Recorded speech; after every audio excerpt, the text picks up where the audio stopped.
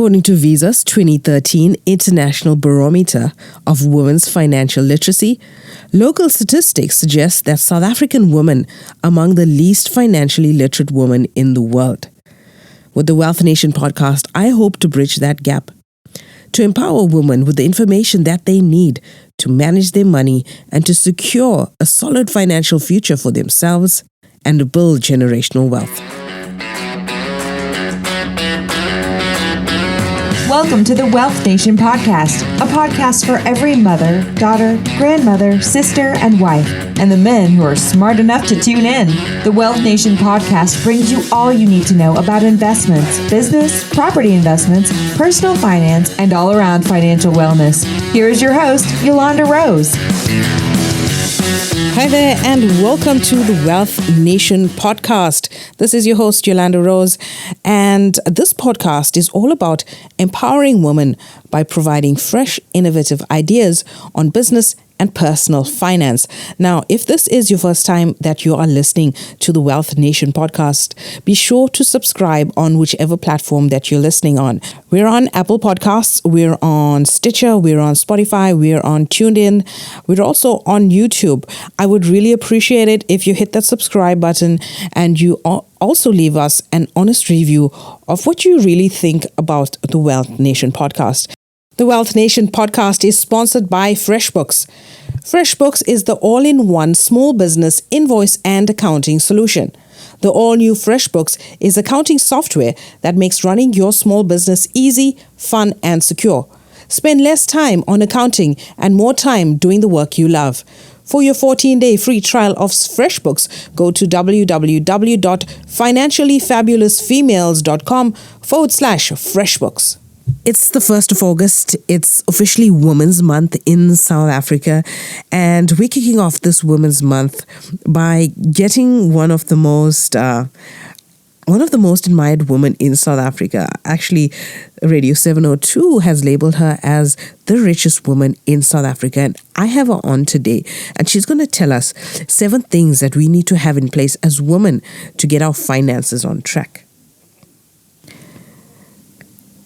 So the interview starts off with Magda telling us that we should not depend on a man for money. I mean, it's 2019.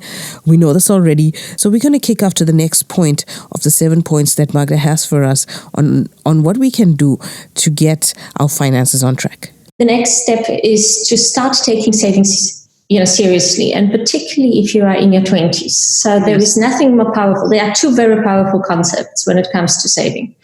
One is time and compound interest. Okay. It just means that, the earlier you start saving, yes, the less you need to save to retire with, a huge amount of money, because you start earning performance on performance every single year. And that is a very, very powerful investment concept. So, if you're in your 20s and you save 2,000 Rand a month, yes, you can retire with a couple of million at the age of 65. If you only started to save when you are 45 to retire with the same 2 million Rand, you would have to save about 10,000 Rand a month. That's how powerful time is. Okay. So it's never too early to start. Yes. And it's never too early to start even with a small sum of money. Then the next element of saving is fees that you pay. Yes. That's the other controllable factor. And, again, using very simple statistics. But if you can reduce your fees by 2%, so, standard fee once you've added in the savings product and the administration fees and the investments, you're looking at a fee in South Africa of about 2.5% per annum that you're paying away of your savings in various fees. If you can reduce that to just 0.5%, which is completely doable. So there are products on offer, investment products, yes, with savings products wrapped on top of them. For 0.5% per annum, you will retire with kind of a savings pot, which is 65% larger than you would retire otherwise. Okay. And that's just a simple decision of switching from, something expensive to something cheap. The next thing is, one of my very important lessons was, as much as I talk about, it's never too early to invest or save, how much should you save and how should you do it? When I started working, at the age of 22, I have rigorously put away 20% of my salary into my retirement fund. Wow. And I've never touched it. But the way I did it and the discipline I introduced was right up front to think about my salary as being 20% smaller. So I never, when I was earning 2,000 Rand, I never thought of it as 2,000 Rand. I always thought about it as 1,600. Wow. That's how in my head, that's how much I was earning. That's real discipline, especially nowadays. Everybody wants to buy this, go to a concert, eat out. So that takes discipline. Yeah. So that's perfectly fine. But you've got, live within your means. So live within the 1,600 Rand, not 2,000 Rand. Okay. So the moment you start thinking about this is your savings, this is your spending pool. Yeah. It makes it so much simpler than if you think about, well, I'm actually earning 2,000 Rand. So, I've got 2,000 Rand to play around with. And, the reason that is so key critical is that, think of it this way. Everybody today, never mind in their 20s, but even people in their 30s and 40s are going to live for at least 10 years longer than your parents. Yes, of course. And people in their 20s are going to live for 20 years longer than their parents. Now, think about your parents and think about the financial position that they are in, because there are very, very few people in South Africa that have retired with sufficient savings and who are not in some way dependent on their children. So imagine yourself fast forward 40 years from now. Yeah. And the fact that, at 65, you're still going to live for, say, 30 to 40 years. Yeah. And how are you going to support yourself? Exactly. So a lot of planning. So, if the discipline doesn't work for you, then fear should. Yeah, definitely. Everybody needs a fire under the ass to get them going. Absolutely. Yeah. Absolutely. Okay, so, if it's not about discipline, it should be about fear. All right. And just think of the fact that, if you don't have kids now, do you really want to live a life where you are going to be dependent on your children? Yeah, of course. So that's the other thing. Okay. The next thing is learn how to budget. And, even if, just so that you actually understand every month how you're spending your money. And, there are lots of apps, free apps that you can download. Yeah. And that you can look at. And, just enter your expenses into that app. And within 6 months, of doing it rigorously, you will figure out where your money is going.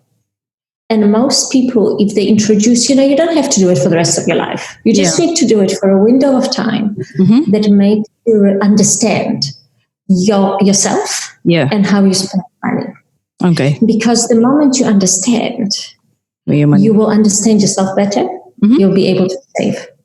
You will suddenly discover that you're spending money on a whole lot of unnecessary things. And actually, if you want to buy that handbag that you've been hankering after, just by cutting out that, after work drinks that you keep buying for everybody. Yeah. Because you go, for a drink and you think it doesn't actually cost a lot because it's like 20 Rand, but actually, it all adds suddenly you discover that all these things add up. Of course. These little things. The fact that suddenly you go to Woolies or to Pick and Pay and you buy food. And as all of us, our eyes are usually much bigger than our stomachs. So we overshop. Of course. And then you start throwing food away. Yeah, it's wasting. So what a waste, So teach yourself the discipline of how much are you over-shopping by. And don't waste food. Rather go twice to the shop. Yeah, then buying volume. Going once and overbuying. So it's that kind of this budgeting process is a very valuable tool for learning about yourself. But how do you do it though? Cost of living is so high. You have the kids and then emergency comes along. How do you do it? Absolutely. So genuinely download an app and every single month, you know how much you're going to spend on your rental or on your, bond repayment, how much you're paying in terms of your transport costs, how much you're paying for your school fees. There's certain expenditure items that they're not an unexpected expense. Yeah. So that's not where you are suddenly going to discover massive saving. It's in all that extras. It's if you look at your bank statement, Yeah. the big ticket items obviously stand out. Yeah. And you know exactly how much they are. And you kind of budgeted for them. It's that other 20% that disappears into 100 different transactions. Yeah. All right. Okay. Which you have never, catered for. And then what everybody should always have, the two other things. Yes. One is have an emergency savings pool of money. Something like 2 months worth of salary that you've scrambled and scratched around and then put aside and forgotten about. And that's your emergency fund. Okay. So when the unexpected event happens, whatever it might be, yeah, you at least know at the back of your mind that you've got an emergency 2 months worth of savings pot. Okay. Sitting there. And it gives you a lot of optionality, it buys you a lot of time. In this economy, given how many people are losing their jobs, for instance, it suddenly gives you that breathing room. So you don't have to panic. Yeah. So 2 months worth of salary, scramble and scrimp and save and put it away as your emergency fund. Okay. And then in terms of your children, I'll tell you one thing, if you save a couple of $1,000 a month during the first 3 years of your child's life, but literally as they born, you put $2,000 away into a tax-free savings account. Yeah. Then by the age of 18, that money, so you've saved for only 3 years, that money would have accumulated to a sum large enough to pay for the best university education that you might want for your child. Any specific fund that you're advising us to invest in within the tax-free investment? Okay, so let's talk about funds and let's talk about savings. So let's talk about savings products first. Okay. As a kind of broad category. Okay. They're not that complicated. Yeah. When you look at there are three types of ways of saving pre-retirement that are most important. There are some other, more complicated structures, but really for most people, all you need to know is the following. Yeah. That you can save, the first amount of money that you save should go into a tax-free savings account. Of course. So every year, you're allowed to put 33,000 Rand into a tax-free saving account. And you can do it for yourself. You can do it for every child you have. And, the sooner the better. Yes. And that money, it comes from, after-tax savings, but that money remains. So you can, over your lifetime, contribute 500,000 Rand to a tax-free savings account. Okay. Whatever accumulates in that tax-free savings account is never taxed. Okay. It grows completely tax-free. Even upon withdrawal, right?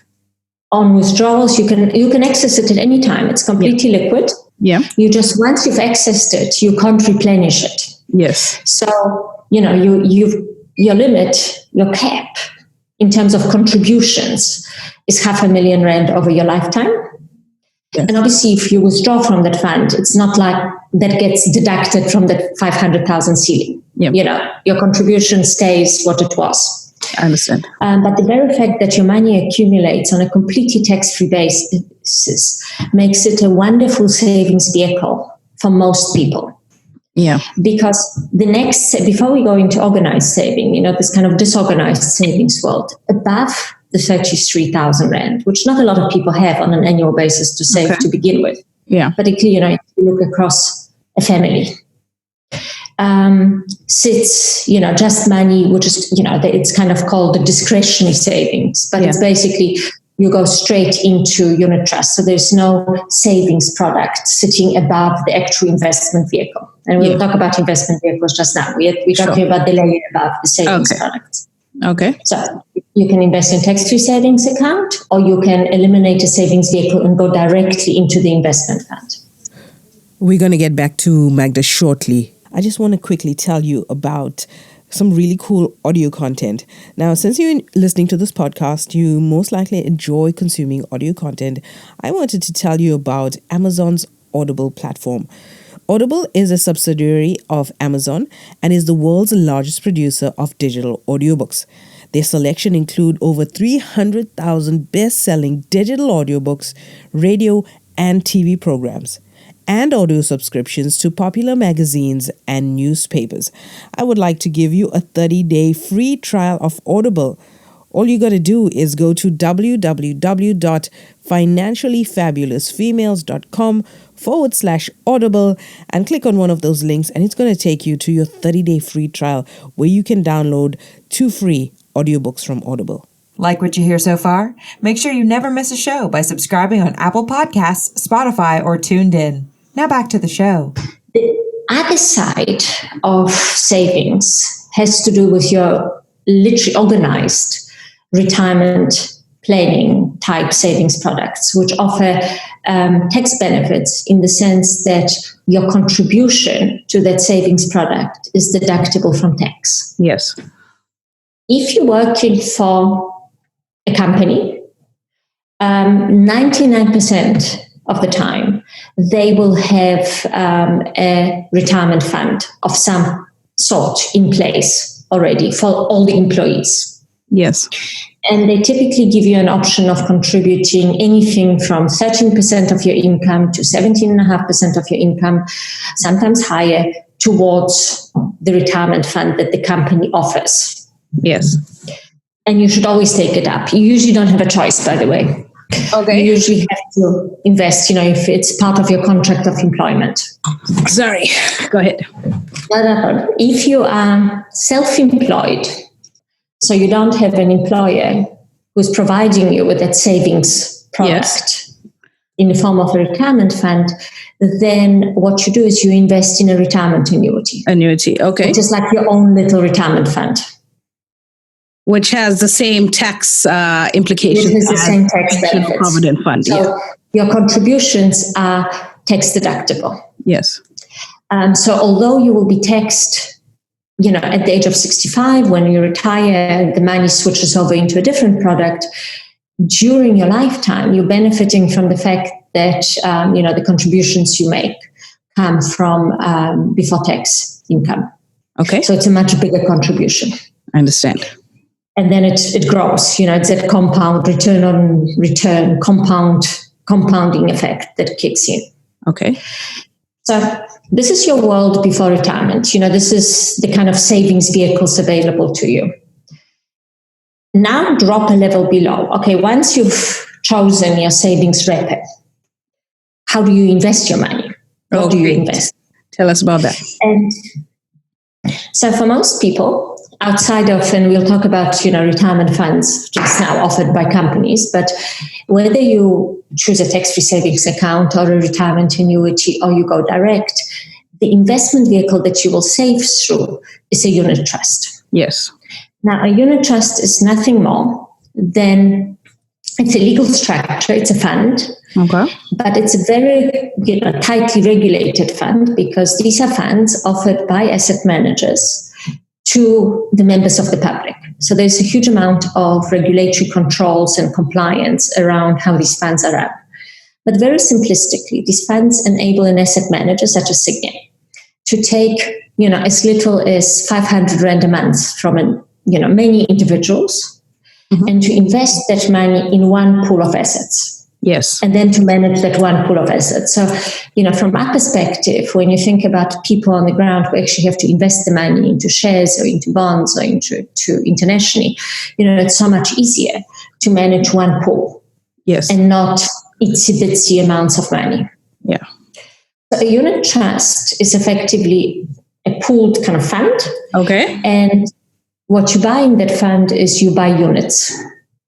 Okay. So as new investors invest in the fund, more units are issued. It's almost like shares in a company, units in a unit trust. So how do we make money though? Okay. Each unit has equal value. Okay.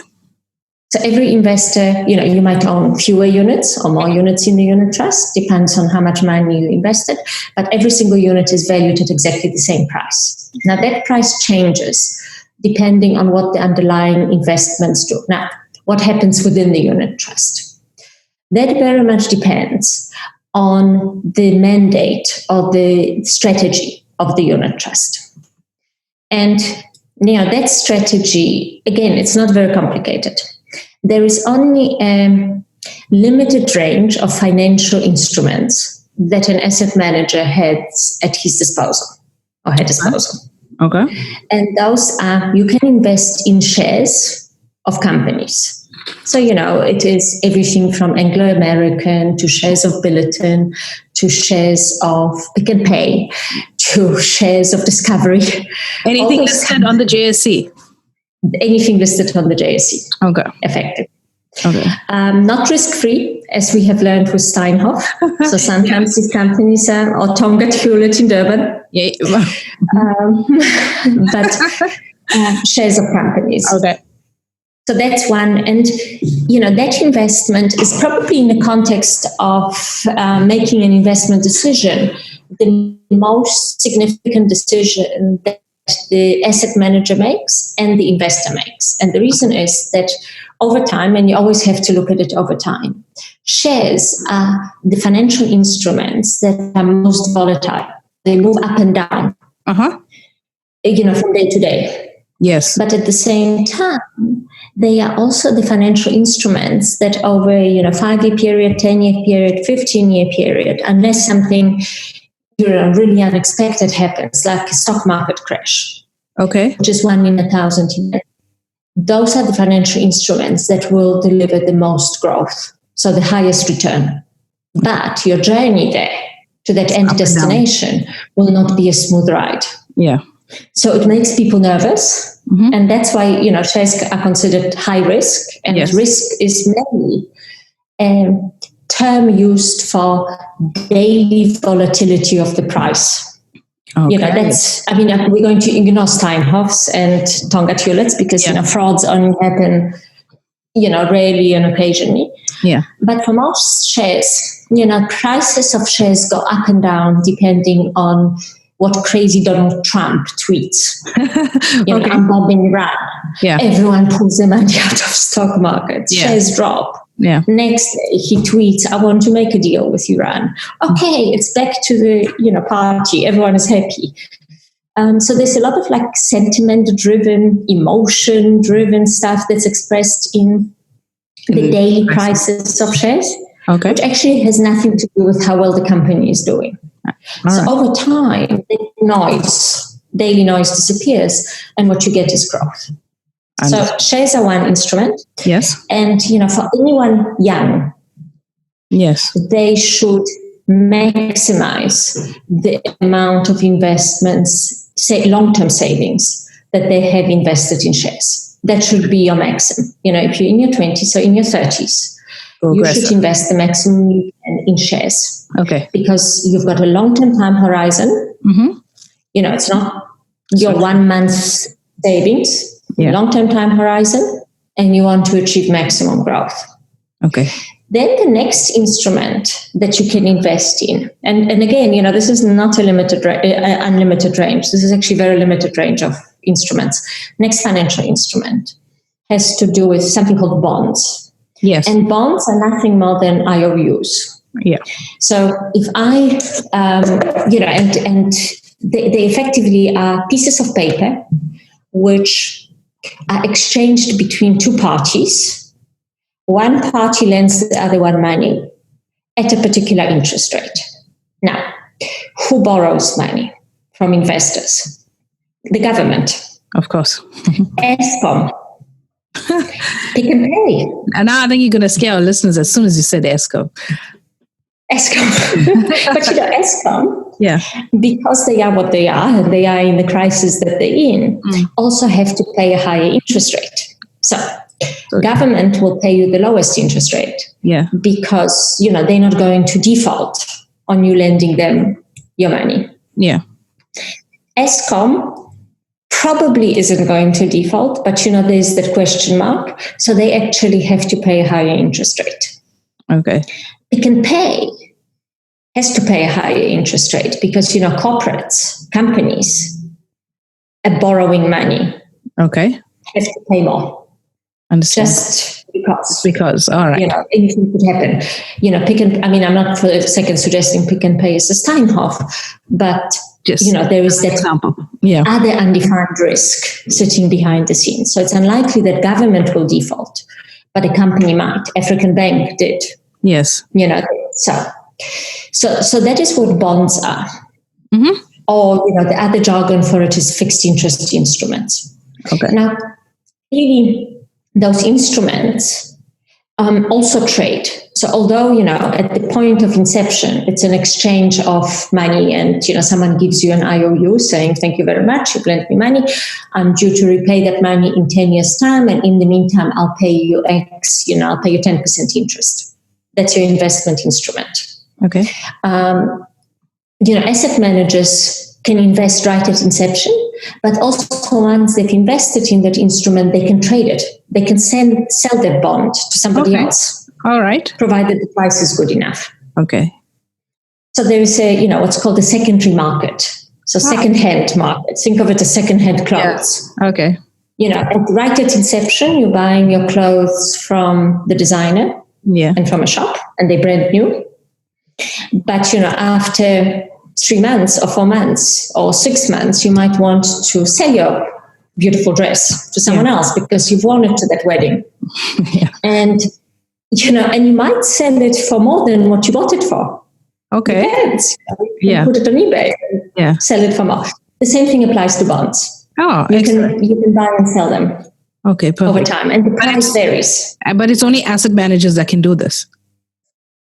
Yes, practically yes. Okay. It's just because bonds typically trade in quite big amounts. So, kind of R1 million.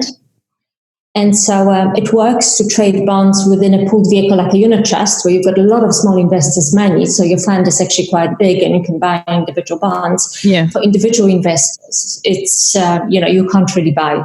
Theoretically you can, but not really. For you and me, not really. Okay. We will invest in a unit trust. Okay. So the manager buys bonds, they buy shares, and then this, the next sector. I mean, they really fall. The easiest one is cash, just holding money in the bank in cash. That's also an option for asset managers. That's any currency, not just rands. So we'll talk about overseas investments just now. All right. This applies to South African shares bonds and overseas shares bonds. It's a big universe out there, in practice. And then the fourth segment is property. And again, it's very unlikely these days that any asset manager would invest in physical property. So no one is going to buy an office building. Mm-hmm. They invest in companies, again, listed on the JSE, but very specific companies. Those companies invest in shopping malls. Okay. And they invest in corporate buildings. And, so you get kind of exposure to property, not by buying a piece of a building, which you can't sell. Yeah. It's by buying shares in a company, which buys the property, and hence you can trade the shares. Okay, perfect. So there's asset classes. Okay. And now you look at South Africa, which is teeny tiny place. Mm-hmm. It really is, a stock market is teeny tiny. Yeah. And, projected exponentially. And the world is a very big place with many stock markets. I mean, JSE is small, it's a pinprick. Yeah. We've got stock exchanges in London, in New York, in Frankfurt, in Amsterdam, in Japan, in Tokyo, in Shanghai. Big stock exchanges, much bigger than JSE could ever aspire to be, with many more shares listed. Yeah. In theory, your universe of what you can invest in is very wide. Now, as an asset manager, and now living in South Africa, we do live in this world of protecting the rand, and hence, we are only allowed to take X percentage of the money overseas every year. So just like South Africa can only take R1 million, that's your foreign exchange allowance. Yeah. So if you travel on a credit card, your bank monitors quite close. Not a lot of people have R1 million to spend on overseas travel. Yeah. But that's a ceiling imposed on individual South Africans. So if you travel a lot overseas, the maximum that you can spend a year is R1 million. in US dollars. So, convert rands into US dollars. Similar thing applies within retirement funds and within unit trusts. Okay. So you can invest, but this is where it gets interesting and it's worth noting. So a retirement fund, that your employer will offer you, or a retirement annuity, because there are all these tax breaks, government kind of has a say about how your money is invested. Yes. And the main say that they have, because they're giving you tax breaks, Yes. they try to do two things. One is protect yourself from yourself. Okay. And the other one, and from stupidity. And the other one is to limit the amount of money that, South Africans can take offshore, just in case everybody takes everything offshore. Yeah. So within retirement fund savings vehicles, the maximum amount that you can invest in equities, in shares, is 75%. Okay. The maximum amount that you can invest overseas is 30% of your portfolio. Okay. So that's how your strategy is structured, which basically means that it kind of protects you from yourself. But essentially, essentially though, you could take your tax-free savings, because you're not limited. You don't have Regulation 28 on that. You can put all of that offshore. Exactly. And so now, exactly. Yeah. So the moment you take it away from these very specific saving for retirement vehicles to a tax-free savings account, or to money that you skip the savings products and you invest directly into unit trusts. So no tax breaks, but also no restrictions.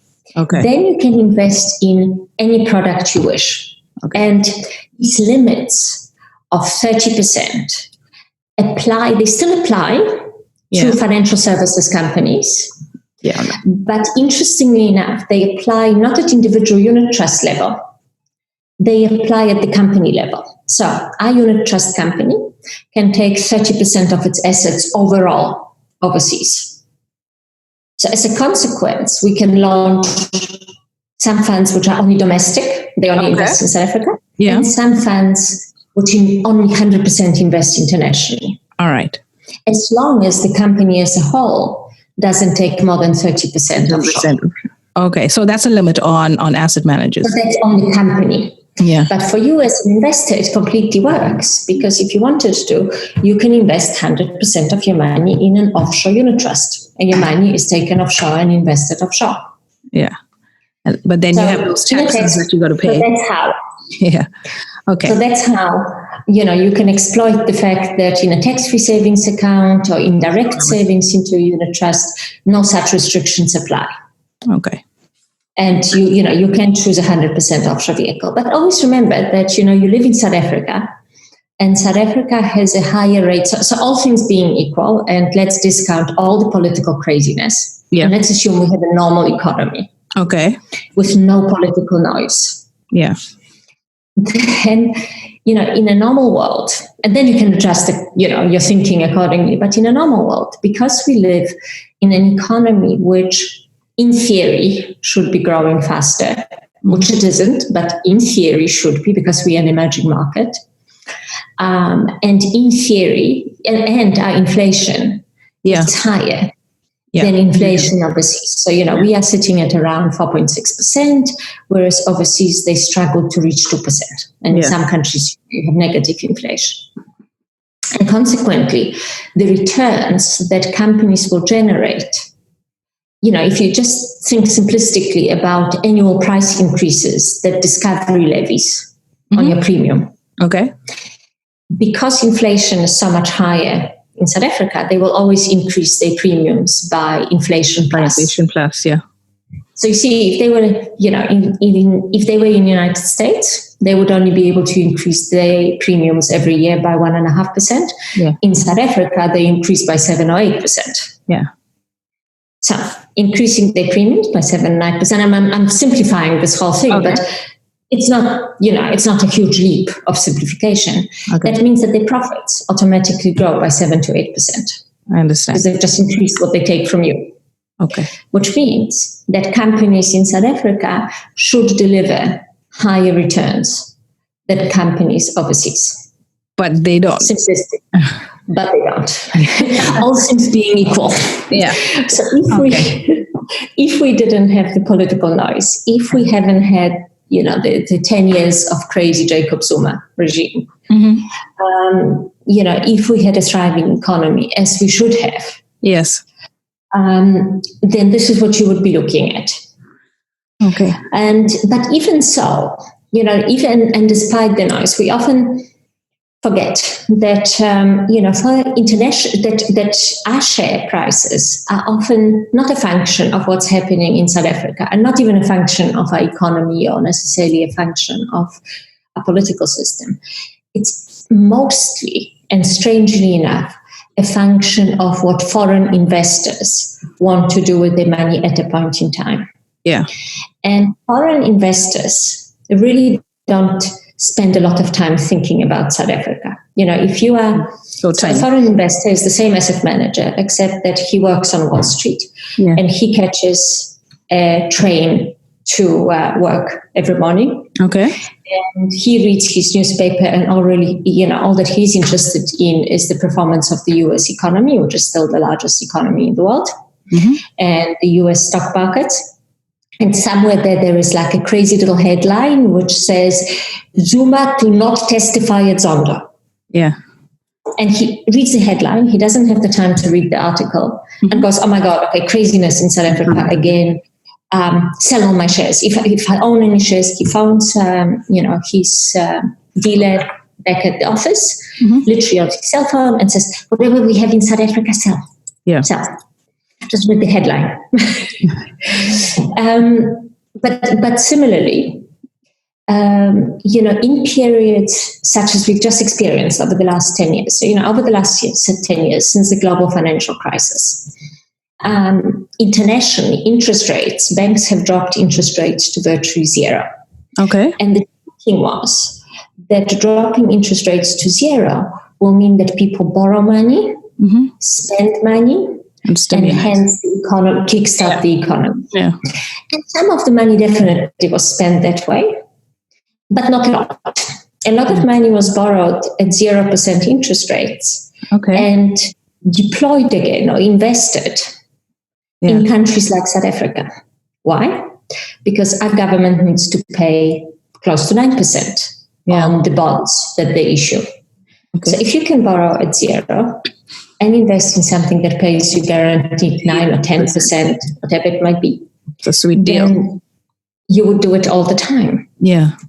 The same applied to all the riskier economies. So that's typically, riskier economies are typically defined as emerging markets. Yeah. So it's everything from, India and Brazil and Malaysia and Turkey and South Africa and absolutely everything that isn't United States, United Kingdom, that isn't situated in Europe. Yeah. And that isn't Australia, Canada, United States. First one. So, as a consequence, a lot of money actually poured into emerging markets, including South Africa, despite Zuma. Okay. And hence, both are bond markets. Obviously, if there's excess demand, prices go up. So our share prices went up, our bonds went up because there was so much constant flow of money. Yeah. So, as a consequence, actually what happens to your share portfolio, what happens to your, bond holdings is much more a function of what foreigners are doing. And what's happening. And foreign investors control huge pool of money. Yeah. What South Africa is doing. Okay. And hence, you've had 10 years of fantastic returns. Okay. And the last 2 years have been quite tough. Dismal, yeah. Because a lot of money has been withdrawn out of South Africa for a variety of kind of economic reasons. Again, global reasons, not South Africa specific reasons. Okay. And that just goes to how much money should you invest overseas and how much money should you invest domestically. So because you live in South Africa and subject to South African inflation, do not take like 100% of your money offshore. That's not wise. All right. Thank you so much, Magda. Thank you for your time. Our time is up for today. Thank you so much, Magda. You've been really great today. So much of good information, and we'll let you know when we. Hopefully, it was useful. Thank you so much. Okay. Okay. Bye-bye. Bye. Yes. So that was my interview with Magda Wierzycka, CEO of the Signia Asset Managers. Magda is very outspoken on corruption issues in South Africa, so check her out on Twitter. Also check out her company website. It's signia.co.za. Signia prides itself on being a very low-cost platform for investments and retirement. So if you're looking for something that's low-cost with great results, check out the Signia website. I'm sure you can find somebody to help you on there.